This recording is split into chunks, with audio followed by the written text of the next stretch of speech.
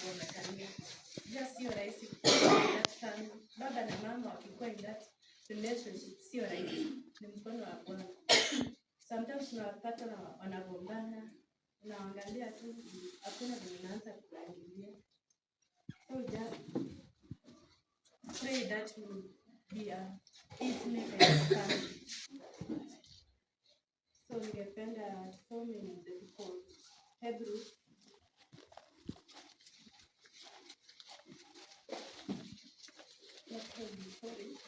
Ephesians 4 verse 2.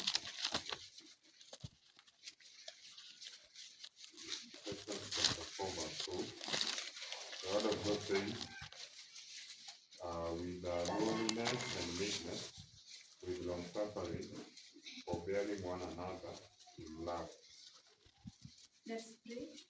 Let's pray in the blessing of the Lord is in heaven. As I am going to deliver your word unto the people of God, may you use me for this word. Jesus, we will pray and believe. Amen. So tunaweza kusomea kwamba tuweze kuwa na upendo. You know what familia inapitia. Tuweze kuwaombea so that they may have love, so that they may unite, so that they may have that love.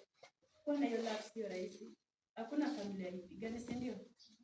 Ama kuna wenye wanaishi na amani. Kuna but chache tu kidogo, but sometimes wanakosana, labda hauko ama labda umetoka mahali, ukirudi wakasahau. Huwezi jua kama wamekosana. So nataka tuimbe nyimbo za Kristo namba 204 tukisaidiwa na choristers stanza 1 only.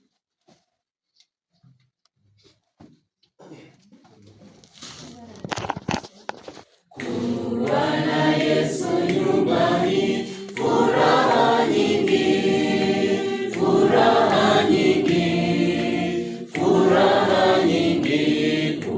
Bwana Yesu nyumbani, furaha nyingi, furaha nyingi.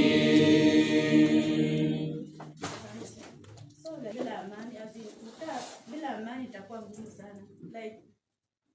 Like juicy last time back when tulikuwa nyumbani, na amani ni ngumu sana, ni ngumu hata ukae wewe peke yako, ni ngumu sana.